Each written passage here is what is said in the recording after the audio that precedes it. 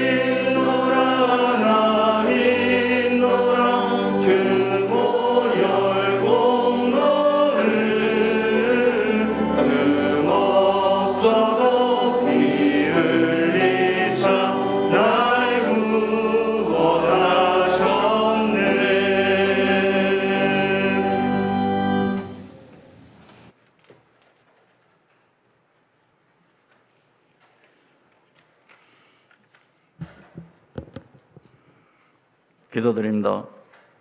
낮고 천한 곳에 있는 성도들을 지켜주시는 여호와 하나님께 찬양과 영광을 드립니다. 성도의 연약함을 아시고 항상 지켜주시며 보호해 주시는 여호와 하나님 아버지 감사드립니다. 한 주간도 살아낼 때 주님 뜻대로 산다고 하였지만 세상 유혹과 정욕대로 살다가 왔습니다. 불쌍히 여겨 주시옵시고 우리 10년 가운데 죄악된 것 이 시간 용서하여 주시옵소서. 성도의 삶이 감사와 기쁨과 소망 가운데 항상 여호와 하나님을 찬양하는 삶이 되기를 원합니다. 사랑의 여호와 하나님 아버지, 성도의 도우심은 하나님인 줄 알고 말씀대로 살아가게 하시고 어려운 환경 여건 가운데서도 믿음으로 순종하는 삶을 살아낼 수 있는 주의 성도들 되게 하여 주시옵소서. 슬픔을 당한 가정 위로하여 주시오며 질병과 사고로 또 코로나19 확진으로 고통당하는 주의 성도들 건강 회복하여 주시옵소서. 믿음으로 낙심한 심령 성도의 삶을 회복하여 주의 영광 돌리기에 부족함이 없도록 인도하여 주시옵소서. 사랑과 은혜가 풍성하신 여호와 하나님 아버지, 전쟁으로 인하여 이상기후로 인하여 지구촌은 많은 인명피해와 재산피해가 발생하고 있습니다. 전쟁을 멈춰주시옵고 사람들이 지구촌을 잘 갖고 하나님이 주신 자연을 잘 지켜 살아가게 하여 주시옵소서. 이 나라 이 민족을 사랑하여 주시옵소서. 대통령부터 이정자들이 정직하게 하며 올바른 정치하게 하여 주시옵소서. 경제가 회복되게 하며 국민이 평안한 삶을 살아갈 수 있도록 인도하여 주시옵소서. 하나님 아버지, 성민교회를 사랑하여 주시옵소서. 구원의 방주가 되게 하옵시며 믿는 자를 더하게 하옵시며 가난하고 연약한 이웃을 돌볼 수 있는 교회가 되게 하여 주시옵소서. 다음 세대를 이어가는 축복의 통로의 역할을 감당하는 신실한 교회가 되게 하여 주시옵소서. 하나님 아버지, 이 시간 강단에 세우신 목사님 성령 충만케 하여 주시오며 생명의 말씀 온전히 선포하게 하여 주시옵소서. 늘 건강으로 지켜주시며 귀한 사명 감당하기에 부족함이 없게 하여 주시옵시고 성도를 푸른 초장 맑은 시내로 인도하기에 부족함이 없도록 늘 인도하여 주시옵소서. 찬양대의 찬양을 받으시오며 찬양대의 찬양을 통하여 귀한 시간, 은혜의 시간이 될 수 있도록 인도하여 주시옵소서. 오늘 한날 귀한 삶이 주님께 영광의 삶이 되기를 소망하며 예수님 이름으로 기도드립니다. 아멘.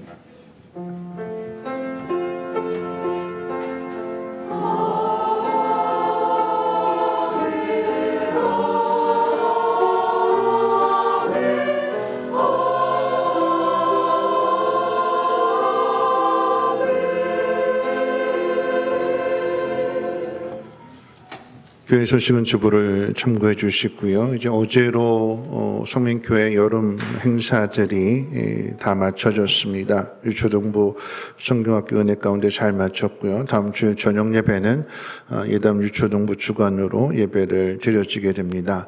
많이들 기도해 주시고 또한 후원으로 협조로 봉사로 헌신해 주신 분들 깊은 감사를 드립니다. 8월 목자 모임이 27일 토요일 오전 10시 30분 지하분당에서 있습니다.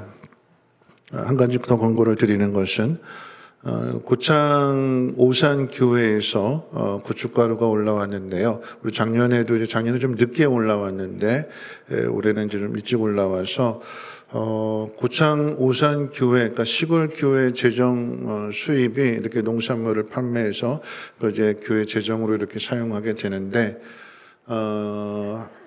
한 근에 19,000원이고요. 잘 모르지만 고추는 이제 5번, 6번 수확한다고 하는데 그 중에서 제일 좋은 고춧가루가 두 번째, 세 번째라고 합니다. 저게 두 번째래요. 두 번째 고춧가루 이제 올려 보내는데 한번 보시고 필요하신 분들은 한 근에 600g이고요. 19,000원에 판매합니다. 필요하신 분들 사무실 앞에 그 신청서에 신청해 주시기를 부탁드리겠습니다. 선교하는 마음으로 이렇게 후원해 주시면 좋을 것 같아요. 한양수 집사님 하나님 나라로 돌아가셔서 장례식 은혜 가운데 잘 마쳤는데 박정세 권사님 가정에서 많은 분들이 위로해 주시고 격려해 주셔서 감사하다고 이렇게 가정에서 떡을 준비하셨는데 오늘 이제 아드님하고 며느님하고 같이 이제 예배 나오셨어요. 여러분들 많이들 격려해 주시고 또 함께 그 마음을 위로해 주시기를 부탁드립니다. 준비하신 떡 예배 마치고 돌아가실 때 받아가시기를 바라겠습니다. 하나님 말씀 보도록 합니다. 하나님 말씀은 사무엘하 12장 7절 말씀부터 15절까지 제가 가진 성경으로 구약 성경 480페이지고요. 사무엘하 12장 7절 말씀부터 15절까지를 제가 봉독하겠습니다. 나단이 다윗에게 이르되 당신이 그 사람이라. 이스라엘의 하나님 여호와께서 이와 같이 이르시기를 내가 너를 이스라엘 왕으로 기름 붓기 위하여 너를 사울의 손에서 구원하고 내 주인의 집을 내게 주고 내 주인의 아내들을 내 품에 두고 이스라엘과 유다 족속을 내게 맡겼느니라. 만일 그것이 부족하였을 것 같으면 내가 내게 이것저것을 더 주었으리라. 그런데 어찌하여 내가 여호와의 말씀을 업신여기고 나보기에 악을 행하였느냐. 네가 칼로 햇사람 우리아를 치되 암몬 자손의 칼로 죽이고 그의 아내를 빼앗아 내 아내로 삼았도다. 이제 내가 나를 업신여기고 햇사람 우리아의 아내를 빼앗아 내 아내로 삼았은즉 칼이 내 집에서 영원토록 떠나지 아니하리라 하셨고 여호와께서 또 이와 같이 이르시기를 보라 내가 너와 네 집에 재앙을 일으키고 내가 내 눈앞에서 내 아내를 빼앗아 내 이웃들에게 주리니 그 사람들이 내 아내들과 더불어 백주에 동침하리라.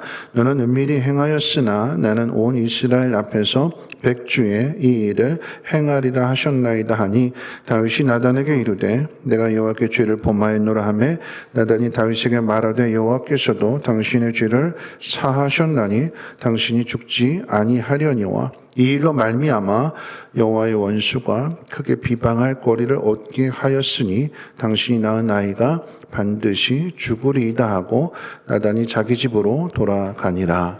아멘. 임마누엘 찬양대 찬양 있겠습니다.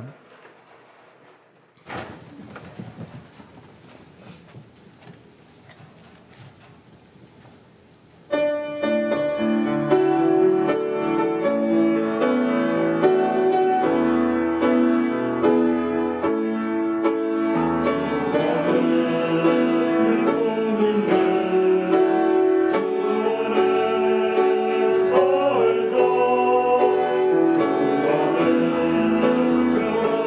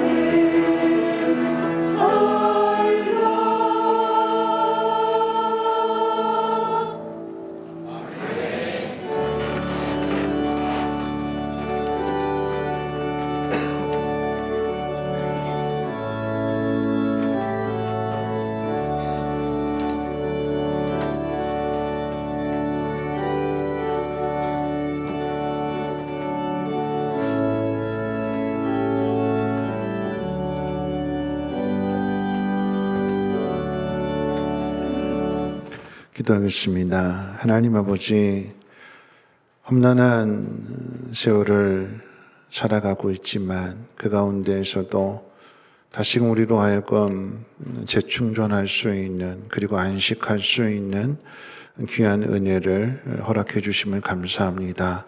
우리의 상한 마음 어루만져 주시고 모든 것이 하나님의 뜻 안에 있음을 다시 한번 마음 가운데 되새기고 믿음으로 그 길을 걸어갈 때에 하나님께서 인도하시는 그 형통의 복을 덧입혀 주시고 또 그 복으로 인하여 많은 사람들을 유익되게 하는 복 있는 사람들 되게 하옵소서. 감사함으로 예물을 드릴 때에 하나님의 예물이 씌어지는 곳곳마다 하나님의 긍휼과 자비하심과 선하심이 나타나게 하시고 많은 사람들이 위로받으며 하나님의 사랑을 깨닫고 주께로 돌아오게 도와주시옵소서. 오늘 하나님 말씀을 듣는 심령들 그 마음을 새롭게 해 주시고 결단하게 하시고 즐거운 마음으로 순종할 때에 신령한 복으로 함께해 주시옵소서. 감사드리며 모든 말씀 예수님의 이름으로 기도하옵나이다. 아멘. 네, 한 주일 동안도 편안하게 잘 지내셨는지요? 우리 옆에 분하고 함께 문안하겠습니다. 우리 표로 인사할 때 당신이 행복해야 가정도 교회도 모두가 다 행복합니다 하고 인사하겠습니다. 당신이 행복해야 가정도 교회도 모두가 다 행복합니다.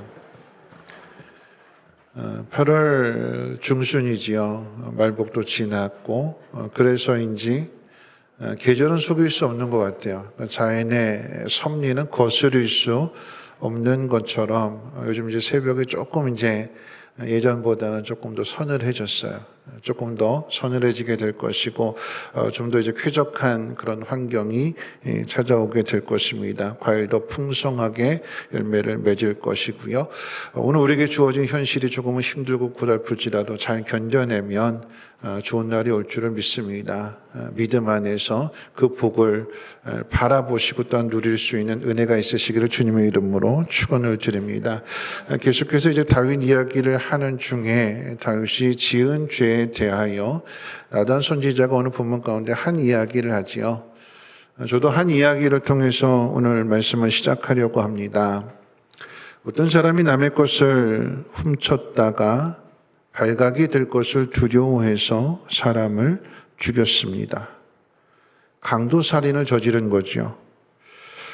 그 모습을 그만 그의 아버지가 보게 됩니다. 그러니까 살인을 저지른 사람의 아버지가 자기 아들이 누군가를 죽이는 것을 보게 된 거예요.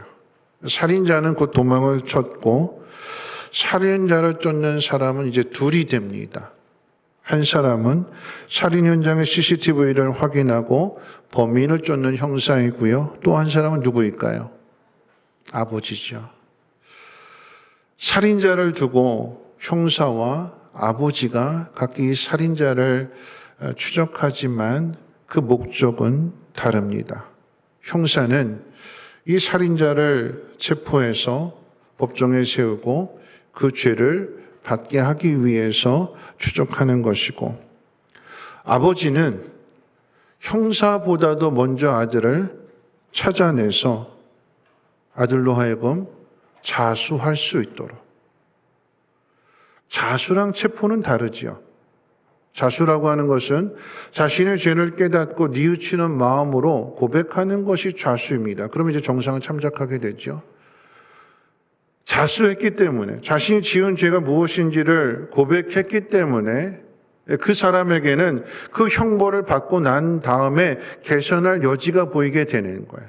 반면에 체포라고 하는 것은 자신의 죄를 부정하고 도망치다가 강제로 잡힌 것이기 때문에 그 사람이 개선될 그 가능성에 대해서는 장담을 할 수가 없습니다. 오늘 이 이야기는 오늘 본문의 말씀을 이해하기 위해서 제가 만든 이야기입니다. 죄를 짓는 모든 사람은 자신이 지은 죄가 발각되지 않기를 바랍니다. 완전 범죄를 꿈꾸는 거죠. 죄가 발각이 되면 형벌을 받기 때문에 그러합니다. 그래서 신속히 자신의 죄의 흔적을 지우고 범죄 현장을 빠져나가지만 노출된 공간에서의 죄는 감출 수 없습니다. CCTV가 그 모든 것들을 다 지켜보고 녹화하고 있으며 또한 그 주변의 사람들이 그것을 우연히 지나가다가 목격할 수도 있기 때문에 그럽니다. 무엇보다 중요한 것은 죄를 싫어하시는 하나님이 하늘 위에서 그 모든 것들을 보고 계실 뿐만 아니라 하나님은 그 사람의 마음속도 아신다고 그랬어요. 결코 감출 수 없다라고 하는 것입니다. 오늘 본문이 시작이 되는 이 사무엘하 12장의 말씀은 이렇게 시작을 합니다. 1절 말씀 가운데 보면 여호와께서 다윗을 나단에게 보내시니. 여러분 이 말씀은 지난주에 살펴봤던 11장 말씀 맨 마지막 27절에 그랬잖아요. 27절 말씀 가운데 다윗이 행한 그 일이 여호와 보시기에 악하였더라. 그러니까 하나님께서 보셨고 그리고 하나님께서 하나님의 종을 나단을 다윗에게 보내셨습니다.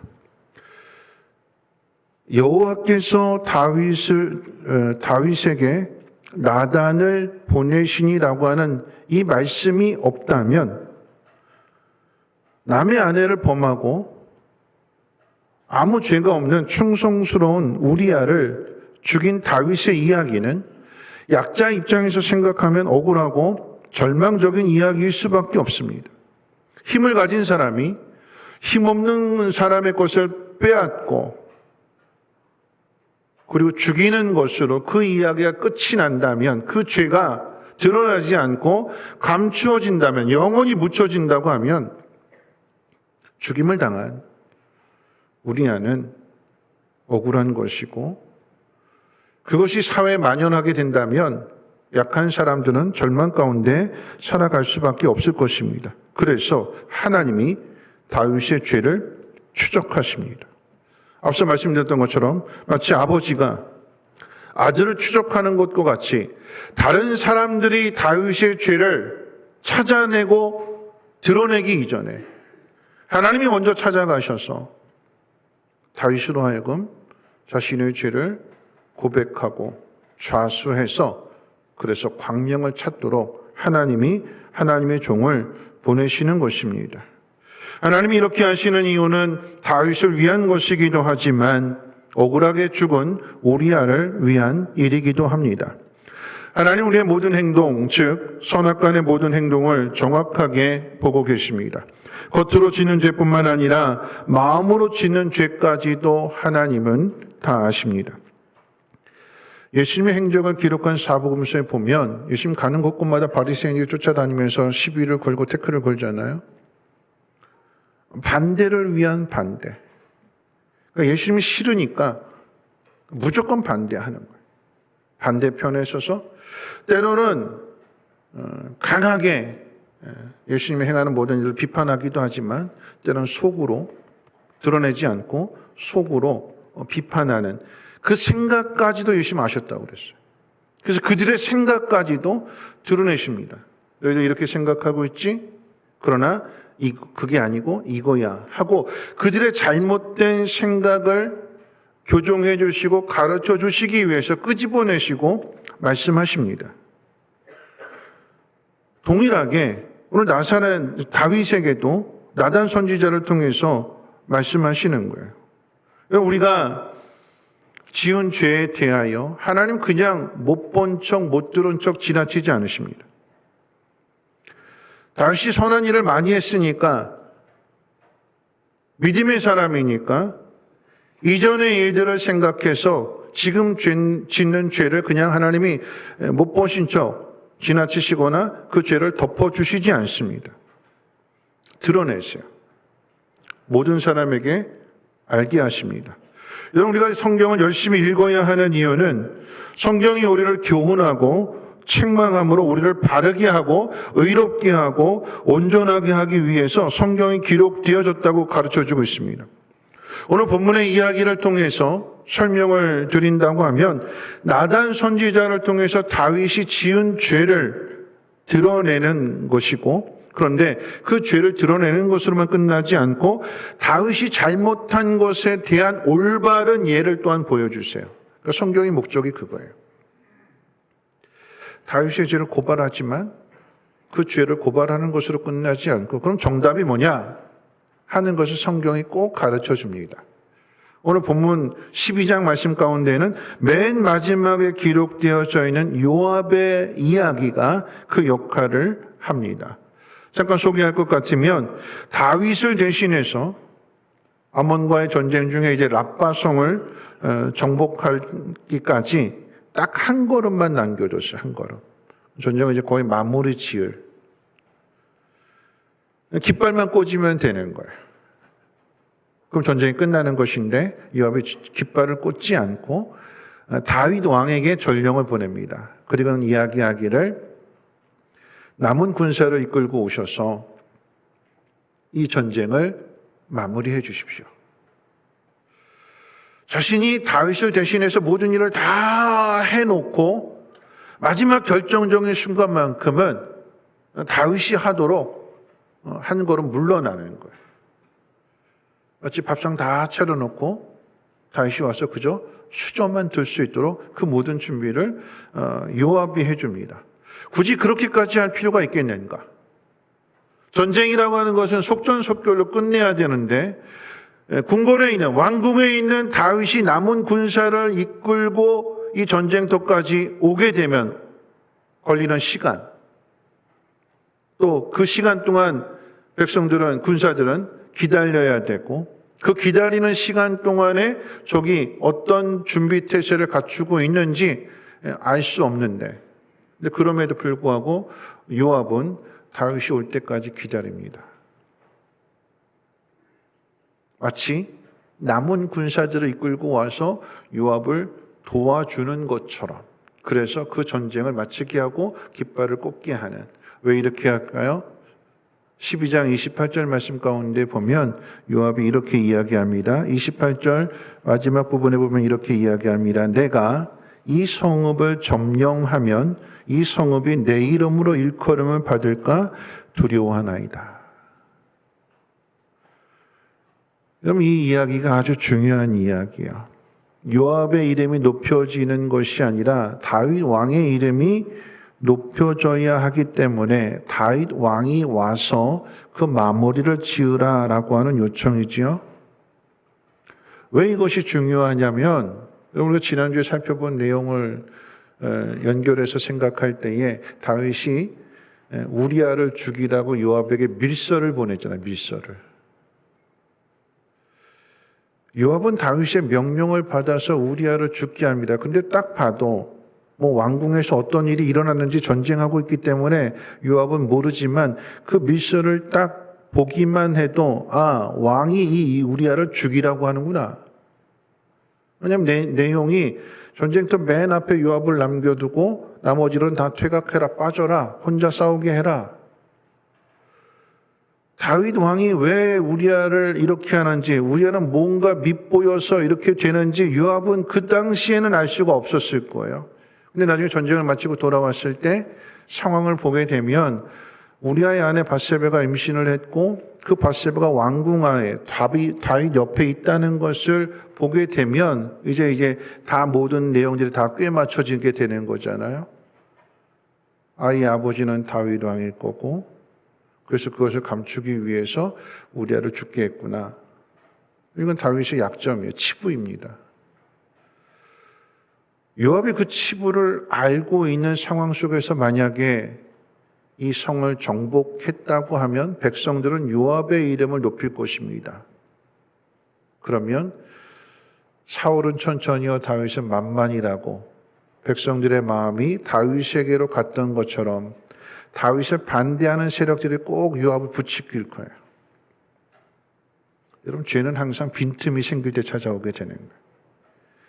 다윗에게 아무런 문제가 없고 빈틈이 없었다라고 한다면 문제가 안 생길 건데 다윗에게 문제가 있기 때문에 압살롬도 반역하게 되는 것이고 이런 상황들이 벌어지게 되는 거예요. 근데 요압이 의로운 사람은 아니지만 여러분 이 순간만큼은 요압이 의로운 일을 해요. 차단하는 것입니다. 전쟁을 결정짓는 것은 그건 내가 할 일이 아니다. 그건 왕이 할 일이다. 내가 만약에 결정하게 되면 사람들이 나를 높이게 될 것이고 그러면 내 마음이 교만해질까 봐 내가 그것을 두려워한다. 난 그게 두렵습니다. 그것을 차단하는 거예요. 끊어버리는 것입니다. 여러분, 이 모습은 다윗이 보여줄 모습이에요. 죄를 끌어버려야 되고 그 자리가 아닌, 왕궁이 아닌 전쟁터에서 전쟁을 해야 되는데 그렇지 않았잖아요. 하나님의 영광을 높이고 하나님의 영광을 드러내야 할 다윗이, 오늘 우리가 읽은 마지막 절 가운데 보면 하나님의 이름이 사람들로부터 업신여김을 당하게 당신이 그렇게 만들었습니다. 여러분, 성경을 읽어야 되는 이유가 여기에 있어요. 답을 가르쳐 주거든요. 어떻게 살아가야 되는 것인지, 이 문제 상황 속에서 어떤 선택을 해야 되는지, 하나님의 뜻이 어디에 있는지 성경은 늘 우리에게 말씀하고 있습니다. 그러니까 성경을 읽어야 되는 거예요. 답을 말씀 안에서 찾아야 되는 것입니다. 성경이 기록된 목적이기도 합니다. 성경은 옳은 선택이 무엇인지를 가르쳐 주지만 또한 죄의 결과에 대해서도 가르쳐 줍니다. 다윗을 찾아온 나단 선지자는 곧 다윗의 죄를 깨닫게 해주기 위한 이야기를 시작합니다. 한 성읍에 부자와 가난한 사람이 함께 있습니다. 우리 2절과 3절 말씀 같이 한번 읽어볼까요? 12장 2절과 3절 말씀을 같이 읽겠습니다. 시작. 그 부한 사람은 양과 소가 심이 많으나 가난한 사람은 아무것도 없고 자기가 사서 기르는 작은 암양 새끼 한 마리뿐이라. 그 암양 새끼는 그와 그의 자식과 함께 자라며 그가 먹는 것을 먹으며 그의 잔으로 마시며 그의 품에 누움으로 그에게는 딸처럼 되었거늘. 여러분, 읽은 말씀을 잘 보면 부자에 대한 소개는 짧아요. 부자는 양과 소가 심이 많았다. 아주 짧습니다. 반면에 가난한 사람의 이야기는 자세하게 그 상황을 설명하고 있습니다. 왜 이렇게 할까요? 성경이 피해자의 그 정황을 자세하게 소개함으로 인해서 역으로 그런 피해자에게 해를 끼친 피의자의 죄를 부각시키는 거예요. 그럼 예를 들면 그런 거죠. 종종 이제 음주운전 사건이 보도가 되는데 그 가운데 이제 가슴 아픈 게 젊은 대학생이 학비를 벌기 위해서 아르바이트로 배달 일을 하다가 그만 음주운전 차량에 치여서 죽습니다. 그럼 이 사연이 소개될 때에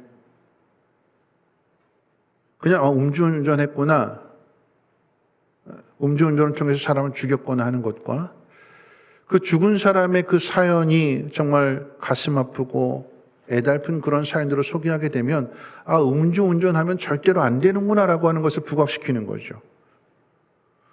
또 한 사건이 전에 그런 사건이 있었잖아요. 신혼 부부가 이제 임신한 아내에게 붕어빵을 사가지고 가다가 그만 음주운전 차량에 치여서 그 자리에서 죽습니다. 신혼 부부인데 또 더군다나 뱃속에 아이까지 있는데 한 가정이 깨어지는 거예요. 그 사연을 소개하게 되면 이 음주운전이 얼마나 무서운 죄인가를 강조하고 부각시키는 거죠.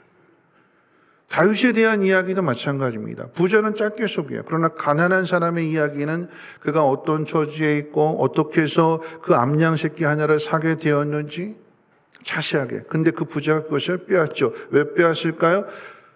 여러분, 이야기 가운데 보면 부자 집에 손님이 찾아왔는데 이 부자는 자기가 가지고 있는 것은 아껴두고 이 손님을 대접하기 위해서 남의 것을 빼앗은데 하나밖에 없는, 가난한 사람에게 전 재산과도 같은, 다윗이 그랬다라고 하는 거죠.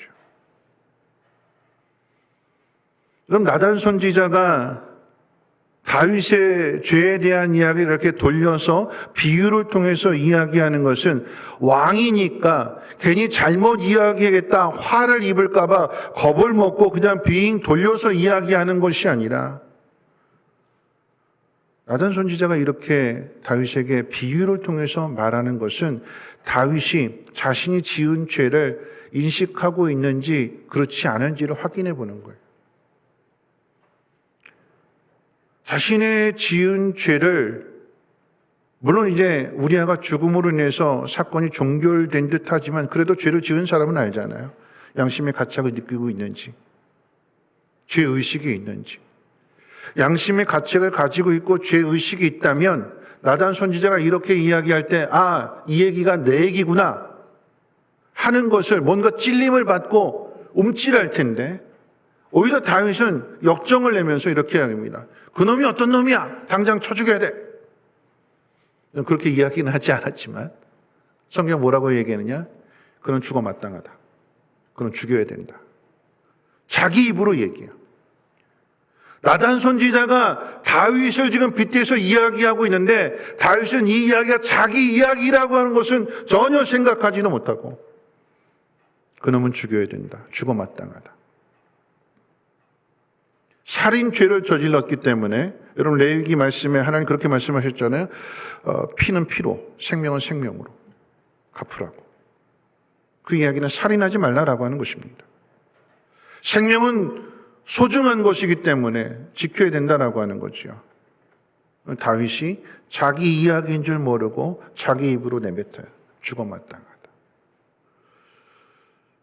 여러분, 나단 선지자가 이렇게 이야기하는 것은 다윗의 죄를 드러내기 위함도 있지만, 이렇게 말하는 것은 스스로 깨닫고 자수할 수 있는 기회를 주는 거야. 자수해라. 스스로 알아서 이 문제 처리해라. 근데 못 알아듣잖아요. 깨닫지 못하잖아요. 죄의식이 없잖아요. 그 사람은 죽어 마땅하다. 그러니까 나단 선지자가 그때 이야기합니다. 당신이 그 사람이다. 너다.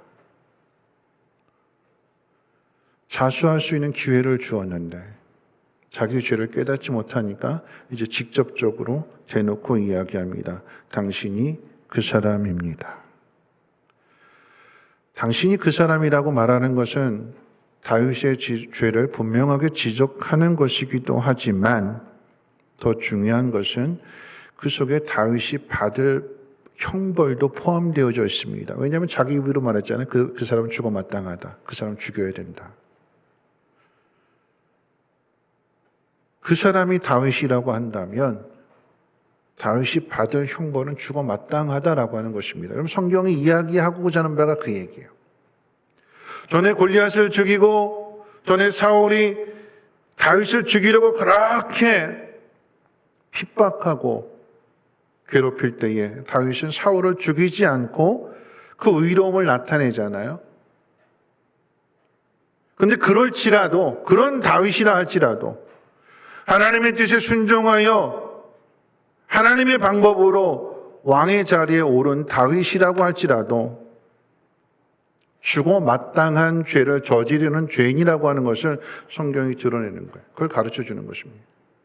그 누구도 예외 없이 인간은 다 죽어 마땅한 죄인이라고 하는 것을 하나님 마음에 가장 합당한 사람 다윗을 들어서 성경이 우리에게 가르쳐 주고 있는 것입니다. 다윗이 형벌을 받아야 된다라고 하는 것입니다. 여러분, 성경은 우리에게 가르쳐 주기를 의인은 없나니 하나도 없다고 그랬어요. 모든 사람이 죄를 범함으로 인하여 하나님의 영광이 가려지게 되었고 죄의 삭은 사망이라고 성경은 분명하게 우리에게 가르쳐 주고 있습니다. 인간의 죄가 무엇인지를 드러내는 것이 성경의 역할이고 성경은 단지 인간의 죄를 드러내는 것으로만 끝나지 않고 하나님의 은혜가 절대적으로 필요하다라고 하는 것을 성경은 우리에게 가르쳐 줍니다. 그런 의미에서 그럼 다윗의 죄는 하나님의 은혜 아래에서 생각해 봐야 돼요.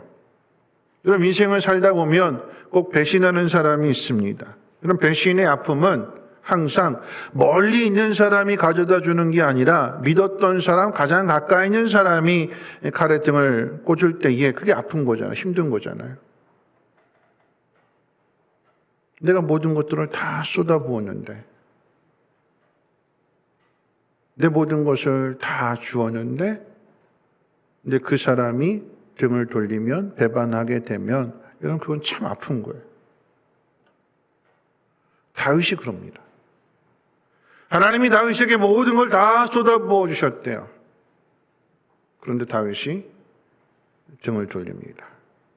오늘 그 말씀을 하나님께서 7절과 8절 사이에 이렇게 말씀하시는데 하나님이 쏟아 부어주신 그 은혜랑 다윗이 저지른 범죄랑 한번 비교해서 생각해 보면 7절 8절의 내용은 이런 이야기입니다. 내가 너를 이스라엘 왕을 삼기 위해 내게 기름을 붓고 내가 너를 사울의 손에서 구원하고 내 주인의 집을 너에게 주고 내 주인의 처들을 내 품에 두고 이스라엘과 유다 족속을 너에게 맡겼다. 부족한 것 없이 주었는데 만일 부족한 것이 있었다면 내게 이것저것을 더 주었을 것이다. 하나님은 다윗에게 정말 많은 은혜를 주셨습니다. 다윗은 정말 부자가 되었습니다. 한 남자의 아내를 취할 필요가 없었고 충성스러운 우리아를 죽게 만들 이유가 없었습니다. 그런데 죽였어요. 교묘하게, 악랄하게, 그리고 끈질기게 죽였습니다. 그런 다윗의 죄를 하나님의 은혜가 추적합니다. 하나님의 은혜가 추적한다라고 하는 것은 다윗의 죄를 죄로 끝내지 않기 위해서 그래요. 다윗의 인생이 범죄자로 낙인 찍혀서 그것으로 끝나는 것이 아니라 그 범죄한 자리에서 죄를 드러내고 죄에 대한 형벌을 받게 하시고 그러므로 인해서 새롭게 하셔서 그 죄로부터의 자유한 이전과는 다른 삶을 살기 위해서 하나님의 은혜가 다윗의 죄를 추적하는 것이고 나단 선지자를 보내는 것이고 깨닫게 하시는 것이고 지적하는 것 바로 너다. 너 죽어 마땅하다. 여러분 하나님은 은혜와 자비의 하나님이시지만 공의의 하나님이십니다. 우리의 죄를 7번씩 70번씩이라도 용서해 주시는 하나님이시지만 그러나 기억해야 되는 것은 반드시 죄의 형벌을 받게 하십니다. 사람을 죽였는데 눈 감아주시고 이전에 좋은 일 많이 했으니까 이전의 공로로 죄를 상쇄하지 아니하시고 또는 잠깐의 실수였다고 심신이 미약해서 그랬다고 정상을 참작해서 집행유예를 선고하시는 분이 아니십니다. 하나님은 다윗을 사랑하고 아끼는 것만큼 죄에 대한 벌을 주십니다. 아끼는 것만큼, 사랑하는 것만큼. 그래야 하나님의 은혜를 더 풍성하게 경험할 수 있기 때문에 여러분 하나님께서 다윗에게 주시는 벌은 어마어마해요. 성경이 그것을 기록하고 있죠. 가장 먼저 다윗과 밧세바 사이에 낳은 아들이 죽습니다. 다윗이 죽어야 마땅한데 다윗을 대신하여 죄 없는 아이가 다윗의 생명을 대신하는 모습입니다. 여러분 그러죠. 삐딱하게 생각하면 다윗이 죄를 지었는데 왜 아이를 죽이실까? 아이가 뭔 죄가 있다고. 그렇게 생각할 수 있어요. 그렇죠? 다윗이 죄를 지었으면 다윗이 죽어야 되는데 왜 아이에게 죄를 물으실까? 아이가 무슨 죄가 있다고? 왜 아이를 죽게 하실까? 왜 아이를 치실까? 그렇다면 여러분 그런 거죠. 여러분 이렇게 죽은 아이는 천국 갔을까요? 지옥 갔을까요? 다윗 때문에 죽은 아이는 천국에 갔을까요? 지옥에 갔을까요? 천국이에요? 지옥이에요? 예수를 믿은 그 저기도 없는데 천국 갔을까요? 지옥 갔을까요? 그럼 반대로 이야기할게요. 다윗은 천국 갔을까요? 지옥 갔을까요? 다윗은 천국 갔어요? 믿으십니까? 네. 그럼 한번 이야기를 볼까요? 다윗이 뭐라고 이야기하는가 하면 이 말씀 가운데 이렇게 이야기합니다. 이제 다윗이 죄를 범한 것에 대하여 이제 하나님께서 형벌을 주시는데 그 형벌을 받는 것만큼 하나님께서 그 형벌의 무게를 감당하도록 하세요. 그리고 그 속에서 형벌을 받는 과정 속에서 옳은 모습을 나타냅니다. 그 성경은 다윗의 죄를 그냥 형벌 받았다라고 하는 것으로 끝나지 않고 형벌 받는 다윗이 어떻게 올바른 선택을 하는가를 또 보여줍니다. 그 과정 중에 하나가 뭐냐면 아이가 죽었을 때에 죽는 과정 속에서 아이가 병들어 죽어간다라고 하는 이야기를 듣고 다윗이 식음을 전폐하고 금식하면서 슬퍼하고 하나님 앞에 간절히 기도합니다. 하나님 살려달라고, 아이를 살려달라고. 하나님께서 그 아이를 데려가셨어요. 그랬더니 다윗이 금식하면서 하나님 앞에 간절히 기도했던 다윗이 일어나서 몸을 씻고 의복을 입고 하나님 앞에 예배하고 난 다음에 음식을 먹었대요. 사람들이 의아합니다. 오히려 아이의 죽음으로 인해서 더 슬퍼하고 밥도 못 먹고 그렇게 통곡하면서 지내야 될 다윗이 아무 일 없었다는 듯이 음식을 다시 먹게 되니까 의아해하는 이런 다윗에 대하여 다윗이 이렇게 이야기합니다. 아이가 살아있을 때 내가 금식하고 운 것은 혹시 하나님께서 나를 불쌍히 여기사 아이를 살려주실까 생각했지만 아이가 지금 죽었으니 내가 어찌 금식하겠느냐? 나는 그에게로 가지만 그는 내게로 다시 돌아올 수 없다. 나는 그에게 간다. 나는 내 아들에게 간다. 그럼 그곳이 어딜까요? 천국이죠. 우리가 죄를 지었는데 누가 우리 죄를 대신해서 죽으셨죠? 예수님.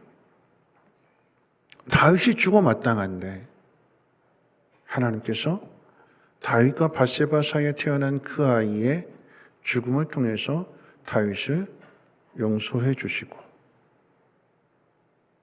그 아이의 죽음을 다윗은 가슴에 묻고 형벌의 무게를 감당하면서 올바른 선택을 합니다. 여러분 이 이야기가 13장부터 20장까지 다윗이 벌받는 이야기가 계속해서 이어져요. 어떤 벌을 주신다고 그랬어요? 첫째는 아이가 죽고요. 그 다음에 어떤 벌일까요?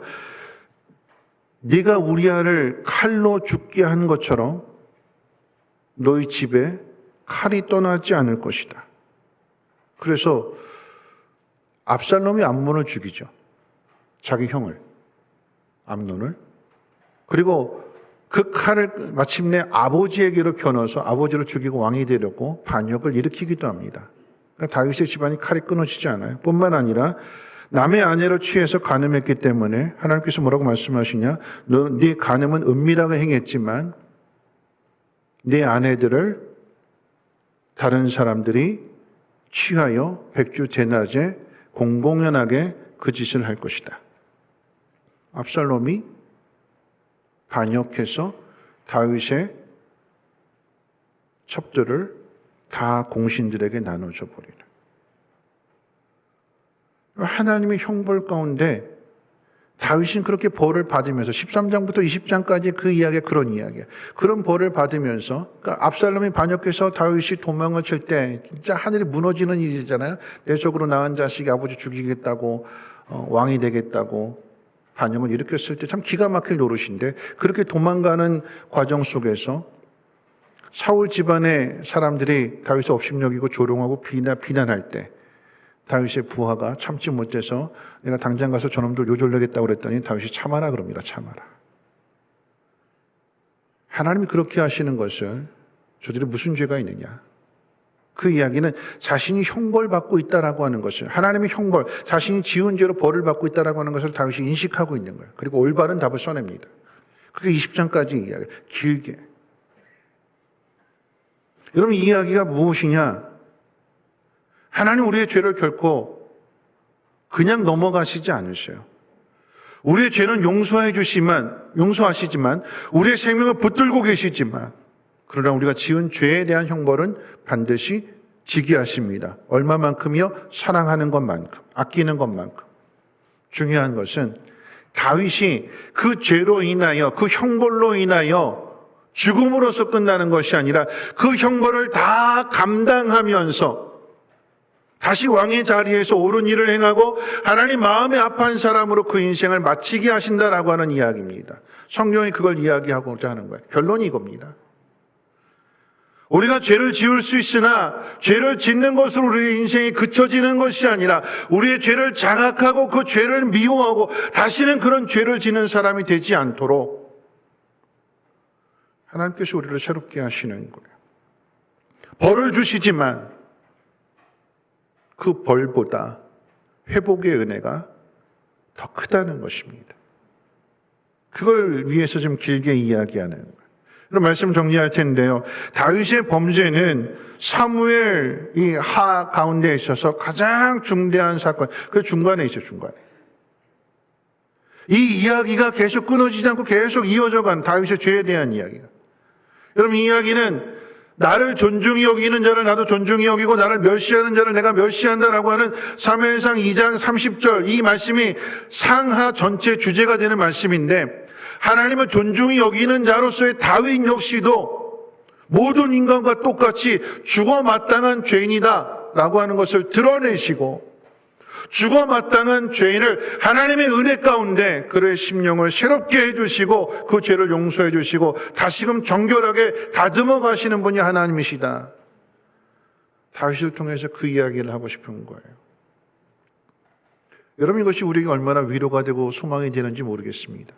다윗의 이야기가 만일 골리앗을 죽인 이야기로, 아니면 사울의 핍박을 받으면서도 옳은 일을 행한 그 이야기로 다윗의 이야기가 맞춰진다면 우리는 늘 다윗 앞에 주눅들 수밖에 없어요. 난 그렇게 못 사는데 나한테 뭐가 문제가 있는 거 아닌가? 여러분, 사람은 모두에게 다 문제가 있어요. 다윗에게도 문제가 있어요. 자기 입으로 이야기했어요. 그런 죄를 저지른 사람은 죽어 마땅하다. 자기잖아, 자기. 우리 모두가 다 죽어 마땅한 죄인들입니다. 근데 그럼에도 불구하고 우리가 하나님 앞에 우리 죄를 깨닫고 고백하면 하나님 그 죄를 다 용서해 주시고, 그냥 덮어두시는 것이 아니라 반드시 죄의 형벌은 받게 하심으로, 그 죄가 얼마나 더러운 것인지, 그 죄가 얼마나 많은 사람들에게 피해를 주는지, 불행하게 만드는지 그것을 가슴에 새기게 하시고 다시는 그런 죄를 짓지 말라고 우리를 깨끗하게 새롭게 하시는 거예요. 비유하자면 그런 거예요. 우리 가슴에 화살이 꽂혔어요. 화살이. 어떻게 살아야 될까요? 그냥 그대로 이 꽂힌 채로, 화살 꽂힌 채로 살아야 될까요? 이 화살 꽂힌 채로 살면 이거 건드리면 아프잖아요.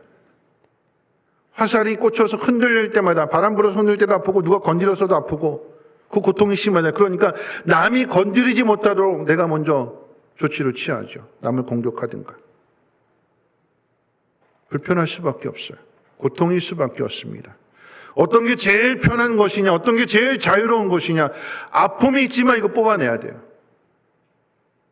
뽑아내야, 그리고 그곳에 소독을 해야 새살이 돋아나게 되고 온전한 몸이 되어서 자유롭게 어느 곳이든지 그 무엇이든지 행할 수 있는 것입니다. 하나님, 우리가 그렇게 되기를 바라세요. 모두가 다 문제를 가지고 있고 모두가 다 죄인인데 자신의 그 죄를 하나님 앞에 고백함으로 죄의 형벌을 무서워하지 않고 그 형벌을 감당할 때, 그리고 그 속에서 믿음을 나타내고 옳은 길을 걸어가게 될 때에 하나님께서 그 사람을 회복시켜 주는 거죠. 말씀 마치는데요. 저는 오늘 말씀 제목을 당신이 그 사람이라 이렇게 적었어요. 당신이 그 사람이라. 그러니까 당신이 그 사람이라라고 하는 것은 죄를 지적해 주는 거잖아요. 너다, 너. 너야 임마, 너. 저한테 그렇게 말. 너야 임마, 너. 네가 그랬잖아. 근데 하나님은 단순하게 죄를 지적하는 것으로만 끝내지 아니하시고 그런 다윗을 새롭게 하시잖아요. 자기 입으로 죽어 마땅하다 그랬는데 하나님 은혜 주셔서 그 생명을 붙들어 주시고 의로운 왕이 되게 하셔서 백성들을 잘 돌보는, 그러다가 인생을 마치게 하시는 하나님이십니다. 저는 오늘 말씀의 제목을 그렇게 잡았어요. 당신이 그 사람이라. 근데 이것을 이 성경의 이야기를 통해서 역으로 이렇게 묻고 싶습니다. 당신이 그 사람입니까?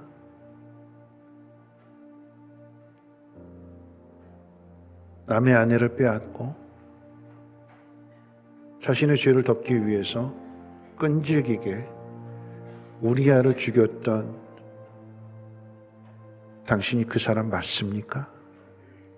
이렇게 물어보는 것은 변화됐다는 거죠.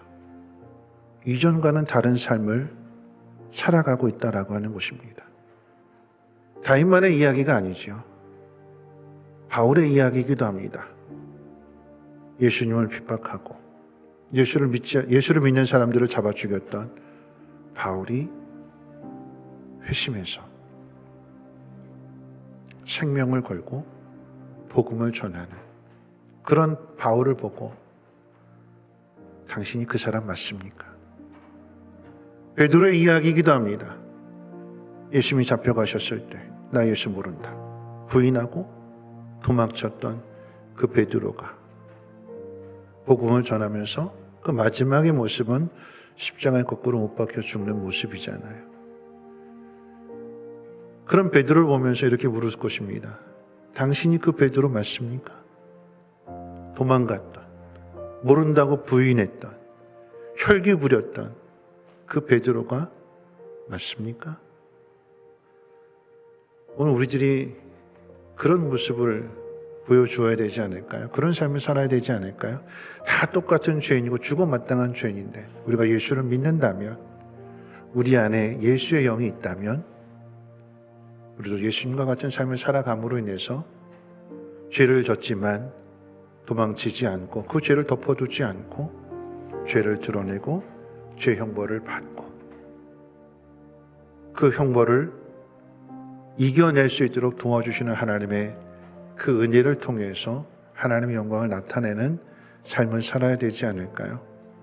당신이 그 사람이라. 당신이 그 사람이 맞습니까? 이 과정을 만들어낼 수 있는 우리 모두가 되시기를 주님의 이름으로 축원을 드립니다. 우리 함께 일어나셔서 은혜라고 하는 찬송 부르시고 함께 기도하고 축도로 마치겠습니다.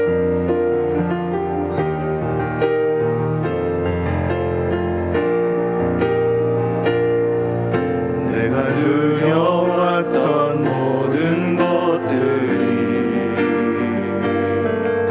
내가 지나왔던 모든 시간이, 내가 걸어왔던 모든 순간이 당연한 것 아니라 은혜였소. 아침에 해가 뜨고 저녁에 노을, 봄의 꽃향기와 가을의 열매, 변하는 계절의 모든 순간이 당연한 것 아니라 내가 이 땅에 태어나 사는 것, 내가 이 땅에 태어나 사는 것, 어린아이 시절과 지금까지 숨을 쉬며 살며 꿈을 꾸는 삶, 당연한 것 아니라 은혜였소.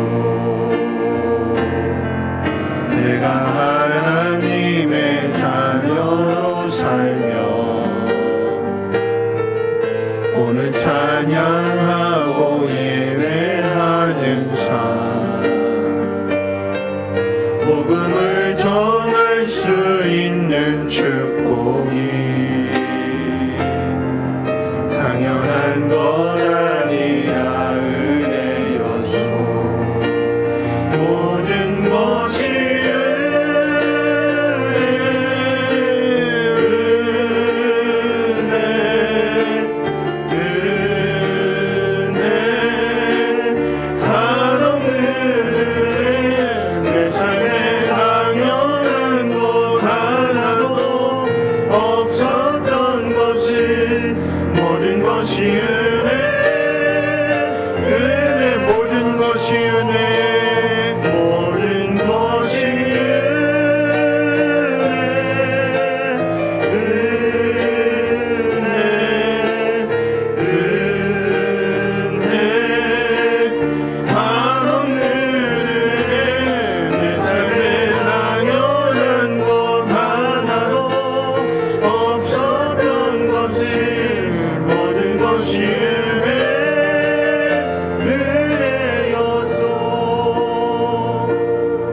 말씀 생각하면서 함께 기도하실 텐데요. 다윗은 자기 입으로 고백했어요. 자기 죄인 줄 모르고 그 사람은 죽어 마땅하다.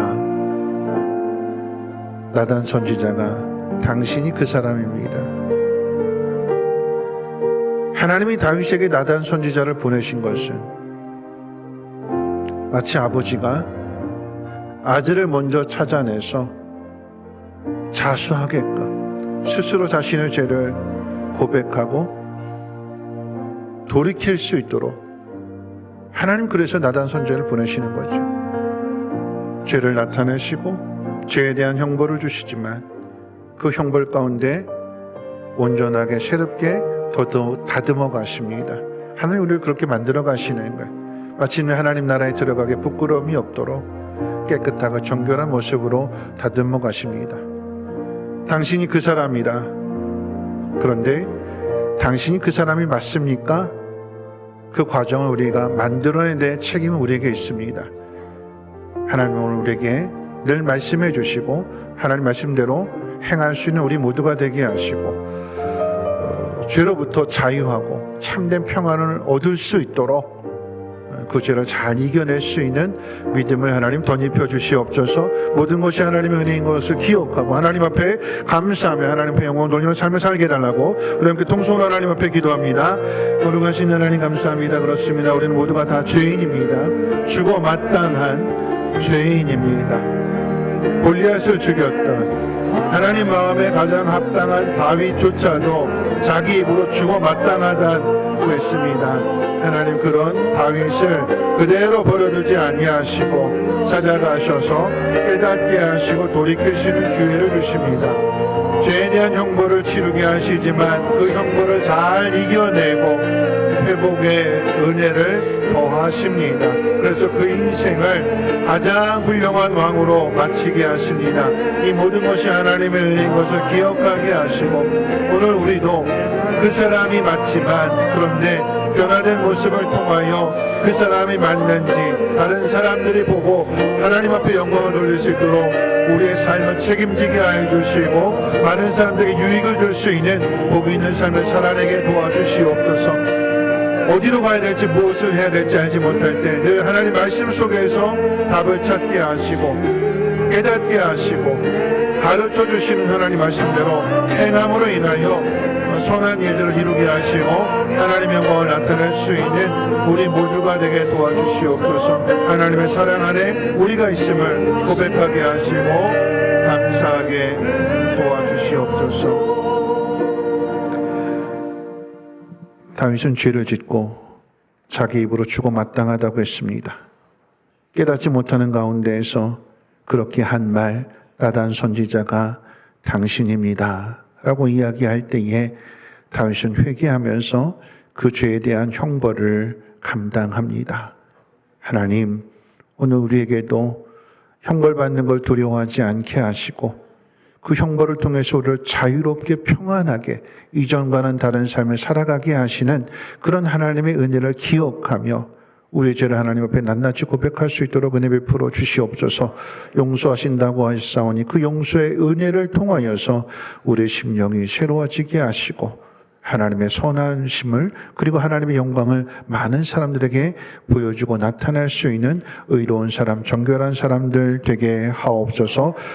이제는 우리 주 예수 그리스도의 무한하신 은혜와 하나님의 그 크신 사랑하심과 성령님의 감화, 감동, 충만, 보호, 역사하심이 이전과는 다른 변화된 그 모습을 통하여 하나님 앞에 영광을 돌리기로 다짐하고 결단하는 자라는 제 백성들 머리머리 위에와 가정과 하는 모든 일들과 특별히 자녀들 위에 성민교회 쉼터 유치원 이 나라의 민족 북한 땅 전 세계 위에 이제로부터 영원토록 항상 함께 있을지어다. 아멘.